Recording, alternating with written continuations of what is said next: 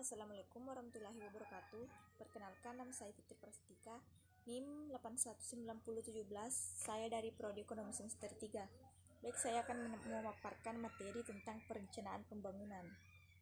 Pengertian perencanaan pembangunan menurut Conyers dan Hills 1994 mendefinisikan perencanaan sebagai suatu proses yang bersinambungan yang mencakup keputusan-keputusan atau pilihan-pilihan berbagai alternatif penggunaan sumber daya untuk mencapai tujuan-tujuan tertentu pada masa yang akan datang.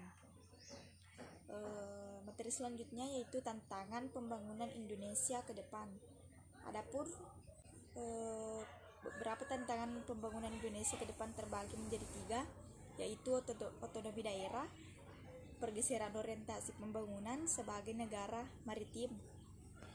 Yang ketiga yaitu ancaman dan sekaligus peluang globalisasi. Penjelasan pertama, Undang-Undang Nomor 22 Tahun 1999 secara tegas meletakkan otonomi daerah di daerah kabupaten atau kota. Hal ini berarti terjadi penguatan yang nyata dan legal terhadap kabupaten atau kota dalam menetapkan arah dan target pembangunannya sendiri. Kedua, reorientasi pembangunan Indonesia ke depan adalah keunggulan sebagai maritim. Wilayah kelautan dan pesisir beserta sumber daya alamnya memiliki makna strategis bagi pembangunan ekonomi Indonesia karena dapat diandalkan sebagai salah satu pilar ekonomi nasional. Yang ketiga, ancaman dan peluang dari globalisasi ekonomi terhadap Indonesia yang terutama diindikasikan dengan hilangnya batas-batas negara dalam suatu proses ekonomi global. Materi berikutnya yaitu tahap-tahap sistem perencanaan pembangunan nasional. Tanpa tahap-tahap ini, sistem perencanaan pembangunan nasional tidak akan berjalan. Adapun tahap-tahap yang pertama yaitu penyiapan rencana pembangunan oleh lembaga perencanaan dan bersifat rasional, ilmiah, menyeluruh, dan terukur. Yang kedua, penyiapan rencana kerja oleh kementerian atau lembaga suatu kerja daerah sesuai dengan kewenangan dengan menjaga pada rancangan pada butir A. 3. Musyawarah perencanaan pembangunan. Yang keempat, penyusunan rancangan akhir rencana pembangunan. Selanjutnya yaitu peran pemerintah dalam perencanaan pembangunan. Mengapa sih pemerintah harus berperan dalam perencanaan pembangunan ini? Ya, karena kalau bukan pemerintah, terus siapa lagi? Pemerintah sebagai pengalokasi sumber-sumber daya yang dimiliki oleh negara untuk pembangunan. Pemerintah sebagai penciptaan stabilitas ekonomi melalui kebijakan fiskal dan moneter, serta pemerintah sebagai pendistribusi sumber daya.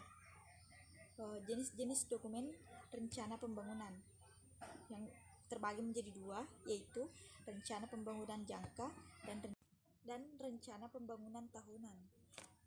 Rencana pembangunan jangka menengah atau RPJM atau rencana 5 tahunan terdiri atas rencana pembangunan jangka menengah nasional RPJMN dan rencana pembangunan jangka menengah daerah atau RPJMD. Rencana pembangunan jangka menengah sering disebut dengan sebagai agenda pembangunan karena menyatu dengan agenda pemerintah yang berkuasa. Rencana pembangunan tahunan disebut sebagai rencana kinerja pemerintah atau RKP.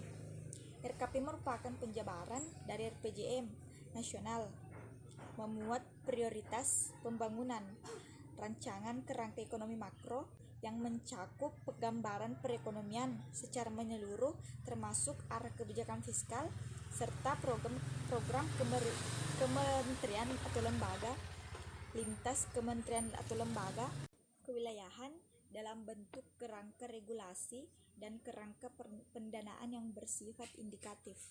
Sedangkan RKPD merupakan penjabaran dari RPJM daerah dan mengacu pada RKP, memuat rancangan kerangka ekonomi daerah, prioritas pembangunan daerah, rencana kerja, dan pendanaannya, baik yang dilaksanakan langsung oleh pemerintah maupun yang ditempuh dengan mendorong partisipasi masyarakat. Baik, itulah tadi pemaparan materi sedikit dari saya. Jika banyak salah kata, mohon dimaafkan karena saya hanya manusia biasa. Wassalamualaikum warahmatullahi wabarakatuh.